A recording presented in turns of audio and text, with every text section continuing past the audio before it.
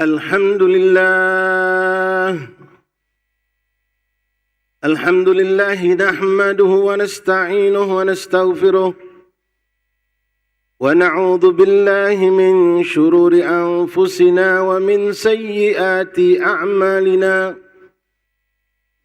من يهده الله فلا مضل له ومن يضلله فلا هادي له أشهد أن لا إله إلا الله وحده لا شريك له لا ربا سواه وأشهد أن سيدنا ونبينا محمدا عبده ورسوله لا نبي بعده اللهم صل وسلم وبارك وكرم بقدر عظمة ذاتك العلية في كل وقت وحين أبدا عدد ما علمت وزنة ما علمت وملء ما علمت على سيدنا ومولانا محمد وعلى آل سيدنا ومولانا محمد أما بعد فيا عباد الله أوصيكم بنفسي بتقوى الله اتقوا الله حق تقاته ولا تموتن إلا وأنتم مسلمون اتقوا الله ما استطعتم فقد فاز المتقون. Ma'asyiral hadirin jamaah salat Jumat rahimani rahimakumullah. Alhamdulillah Alhamdulillah lakal hamdu syukra ya Rabbana. Tak henti-henti lisan berucap syukur kehadirat Allah atas segala nikmat demi nikmat yang Allah karuniakan kepada kita. Begitu besar, begitu banyak, begitu agung nikmat Allah. Kita tak mampu untuk menghitung nikmat dan Allah pun tidak pernah menyuruh kita untuk menghitung nikmatnya. Akan tetapi ya ikhwani, Allah subhanahu wa ta'ala atas nikmat-nikmat yang Ia berikan kepada kita menginginkan syukur dari kita di hadapan Allah subhanahu wa ta'ala. Begitu banyak nikmat-nikmat Allah yang ada pada kita, belum kita syukuri. Bahkan tidak sedikit daripada nikmat-nikmat Allah justru kita kufuri. Allah berikan kepada kita nikmat sehat wal afiah. Allah jadikan mata yang mampu memandang, lidah yang mampu berucap, telinga yang mampu mendengar, tangan dan kaki yang mampu digerakkan, akal pikiran yang mampu kita gunakan untuk berpikir cerdas, dan bermacam-macam nikmat dalam bentuk kesehatan Allah titipkan kepada kita. Allah berikan nikmat kekayaan, bermacam fasilitas kehidupan. Allah berikan kita jabatan dan kedudukan. Allah berikan kita rizki. Allah memberikan kita ketenangan dan kenyamanan. Allah memberikan kepada kita waktu luang. Begitu besar dan begitu banyak nikmat-nikmat Allah. Namun tidak sedikit daripada nikmat tersebut jangankan untuk disyukuri, justru kita mengkufuri nikmat-nikmat Allah. Ya ikhwani rahimani rahimakumullah. Allah subhanahu wa ta'ala al-mun'im yang memberikan nikmat kepada kita, telah memerintahkan kepada kita untuk mensyukuri nikmat tersebut dan memberikan kabar gembira bagi orang-orang yang pandai mensyukuri nikmatnya dengan akan memberikan tambahan atas nikmat tersebut. La in syakartum la azidannakum. Jikalau kalian mensyukuri nikmatku, kata Allah, la azidannakum, akan kutambahkan nikmat-nikmat tersebut. Lalu ikhwani, bagaimana ungkapan Allah kepada orang-orang yang kufur nikmat? Allah tidak mengatakan, dan jikalau kalian mengkufuri nikmatku, akan kukurangi nikmat tersebut. Akan tetapi Allah subhanahu wa ta'ala Al-Mun'ib, yang memberikan nikmat kepada kita, mengatakan, wala in kafartum inna azabi lasyadid, dan jikalau kalian mengkufuri nikmat-nikmatku, sungguh azabku teramat sangat pedih. Ikhwani rahimani rahimakumullah, di antara nikmat besar yang terkadang kita lalaikan ada di hadapan kita, keberadaan, wujudnya orang tua yang masih hidup bersama kita. Begitu agung, begitu tinggi kedudukan mereka di hadapan Allah, sehingga tidak ada yang boleh kita patuhi setelah Allah dan Rasul adalah kecuali mereka pada posisi setelah itu.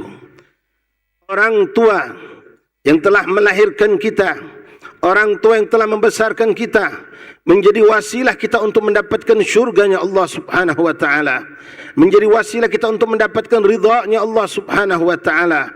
Bahkan seandainya ada di antara kita yang memiliki orang tua yang belum muslim, kafir keadaannya, Allah pun menyuruh kita untuk tetap taat kepada mereka selagi apa yang mereka perintahkan tidak bertentangan dengan apa yang diajarkan oleh Allah dan Rasulnya. Allah subhanahu wa ta'ala mendudukkan kedudukan mereka teramat sangat tinggi. Bahkan dalam ilmu syariat mengajarkan kepada kita, ya ikhwani, seandainya dalam suatu saat kita sedang solat, dalam makna solat sunnah, yang mana solat tersebut kita sedang menghadap Allah subhanahu wa ta'ala, Rasul berkata, idza nadatka ummak atau nada abak fa anta fis shalah, jikalau engkau sedang melakukan salat, lalu orang tuamu, ibumu memanggilmu atau ayahmu memanggilmu, maka apa yang kita lakukan, ya ikhwani? Kita sedang menghadap Allah, tapi Allah lewat lisan baginda Rasul mengatakan, tinggalkan aku, temui orang tuamu, kata Allah lewat lisan baginda Rasulullah. Saking tinggi dan kedudukan mereka begitu besar di hadapan Allah. Bahkan Rasul SAW mengatakan, man nadhara ila wajhi abawayhi binadhar rahmah kataba lahu bitilkan nadhara thawab hajil maqbul mabrur indallah subhanahu wa ta'ala. Dalam hadis lain Rasul mengatakan, siapa yang memandang wajah orang tuanya dengan pandangan rahmah, maka Allah subhanahu wa ta'ala mencatatkan baginya atas pandangannya kepada orang tuanya dengan bentuk kasih sayang, takzim, cinta kepada orang tuanya tersebut dengan pahala bagaikan orang yang berhaji makbul, mabrur indallah subhanahu wa ta'ala. Ikhwani rahimani rahimakumullah, di zaman yang akhir ini Rasulullah SAW telah menyampaikan kepada kita, di antara tanda-tanda hari kiamat itu begitu banyak anak-anak yang durhaka kepada orang tuanya. Allah memberikan syarat untuk mendapatkan ridha Allah berada pada ridha kedua orang tua kita. Ridha Allah fi ridha lil walidain, dan Allah pun mengingatkan kepada kita, was-sakhtullah fi sakhtil walidain. Kemurkaan Allah berada pada kemurkaan orang tua kita. Na'udzubillah tsumma na'udzubillah min dzalik. Ikhwani rahimani rahimakumullah, tidak sedikit di antara kita yang telah tidak memiliki orang tua. Orang tua kita telah wafat, maka Allah tidak menutup kebaikan-kebaikan untuk kita, untuk melakukan birrul walidain kepada mereka, melakukan bermacam kebaikan untuk mereka, karena apapun kebaikan yang kita lakukan akan sampai kepada mereka. Berita kebaikan-kebaikan yang kita lakukan akan menjadi pelibur dan penghibur mereka di alam baqa. Namun sebaliknya, ya ikhwani, na'udzubillah tsumma na'udzubillah, keburukan, kejahatan, kemaksiatan, kezaliman yang kita lakukan di atas muka bumi Allah ini pun akan sampai kepada mereka yang telah wafat, akan menjadi suatu yang membuat mereka terusik, akan menjadi mereka menjadi bersedih di hadapan Allah, bahkan merasa tersiksa dengan apa yang kita lakukan semasa hidup kita setelah peninggalan mereka. Tepatnya di hari ini ya ikhwani, Rasul sallallahu alaihi wasallam bersabda, "Yaumul Jum'ah, yaum tu'radul a'mal ilal aba wal anbiya." Hari Jumat adalah hari yang mana akan dilaporkan semua amal perbuatan kita kepada Nabi Muhammad sallallahu alaihi wasallam dan juga kepada orang-orang tua kita yang telah wafat. Sehingga Rasulullah sallallahu alaihi wasallam mengingatkan dengan keras ya ikhwani dalam ungkapan hadis tersebut, "Ala fala tu'dhu mautakum." Rasul berkata, kata Rasulullah, jangan pernah kau sakiti orang-orang yang telah wafat itu. Jangan pernah kau sakiti mereka yang telah wafat itu, kata Rasulullah. Dengan apa ya ikhwani kita menyakiti mereka? Bukan dengan kita memukul-mukul kuburan mereka atau kita mencaci-caci mereka, akan tetapi perbuatan buruk yang kita lakukan sepeninggal mereka, dimanapun kita berada, dimanapun mereka dimakamkan, berita perihal kebaikan dan keburukan kita akan sampai kepada mereka. Hal inilah yang akan menjadikan penentu. Kebaikan atau keburukan itu akan menjadi motivasi kita berbuat sebanyak-banyaknya untuk menggembirakan hati mereka, dan akan lari dari kemaksiatan dan keburukan sejauh-jauhnya, karena itu akan mengganggu pada mereka. Ya ikhwani, berbaktilah kepada orang tua kita semasa hidup mereka dan setelah kematian mereka. Jikalau engkau belum mampu menggembirakan hati orang tuamu semasa hidupnya, maka kerjakanlah, lakukanlah, usahakanlah setelah wafat mereka. Jikalau semasa hidup mereka sering mengalami hal-hal yang tidak menyamankan hati mereka, membuat hati mereka malu, membuat mereka bersedih, bahkan mereka terhinakan atas perbuatan kita ya ikhwani, maka saat mereka wafat, fala tu'dhu mautakum, kata Rasulullah, jangan kau teruskan menyakiti hati orang tuamu. Berhentilah menyakiti mereka sampai di alam kuburnya dengan kita berbuat maksiat, baik itu melanggar syariat Allah atau berbuat kezaliman dengan sesama makhluk Allah. Cari rizki yang halal yang banyak, sedekahkan untuk pahala diberikan kepada mereka. Bacalah Al-Quran sebanyak-banyaknya, lantunkan salawat dan istighfar, tasbih, tahmid, tahlil, hadiahkan untuk mereka, karena jasa mereka tidak akan pernah kita membalasnya walaupun dengan melakukan apapun perbuatan tersebut. Ya ikhwani, akhiran aqulu lakum, sebuah hadis Rasulullah, berbuatlah kita kebaikan kepada orang tua kita, maka kelak insya-Allah anak keturunan kita pun akan berbuat baik kepada kita. Rasulullah bersabda, birru aba'akum tabarrukum abna'akum. Berbaiklah kamu, berbaktilah kamu, berbuat baiklah kepada orang tuamu, niscaya kelak anak-anakmu akan berbuat baik dan berbakti kepadamu. Dalam makna hadis, dari mantuqul hadis, kita mendapatkan mafhumul hadis, yang dalam makna kalau hari ini ikhwani kita tidak berbuat kebaikan kepada mereka, kita tidak berbuat bakti kepada mereka, bahkan sampai mereka wafat pun kita terus menyakiti hati mereka, menyiksa mereka dalam kubur mereka dengan perihal keburukan yang kita lakukan, maka tunggulah ya ikhwani, akan datang pembalasan dari Allah sebelum pembalasan azab Allah. Kita pun akan disusahkan oleh anak keturunan kita, kita pun akan dibikin malu oleh mereka, kita pun akan dibikin sedih oleh mereka semasa hidup kita, bahkan sampai di alam kubur kita. Ihtanimu wujudu aba'akum wa ummahatukum bi ikhwani. Syukuri keberadaan mereka, memandang wajah mereka saja mendatangkan pahala yang begitu besar di hadapan Allah. Bagaimana dengan kita berbuat baik kepada mereka? Semoga Allah Subhanahu wa taala memberikan taufik dan hidayah dan inayah untuk kita benar-benar mengambil keberkahan keberadaan orang tua kita dengan membuat segala hal yang menggembirakan hati mereka, yang menyenangkan hati mereka, dan tidak sekali-kali melakukan perbuatan yang menyedihkan hati mereka. Dan semoga Allah jadikan pula anak keturunan kita adalah anak-anak yang saleh, yang akan membanggakan kita di hadapan Allah Subhanahu wa taala, yang akan kita banggakan pula kelak di hadapan baginda Rasulullah sallallahu alaihi wa alihi wasallam. Inna ahsanal kalam kalamullah malikul alam, wa bidzalika yahtadi al-muhtadun. A'udzu billahi minasyaitonir rajim. Bismillahirrahmanirrahim. Wal 'asri innal insana lafi husrin illa alladhina amanu wa 'amilus solihat wa tawassaw bil haqqi wa tawassaw bis sabr. صدق الله العظيم وصدق النبي الكريم ونحن على ذلك من الشاهدين. أقول قولي هذا أستغفر الله لي ولكم ولوالدينا ولوالديكم فاستغفروه إنه هو الغفور الرحيم. اللهم صل وسلم على سيدنا محمد وعلى آل سيدنا محمد.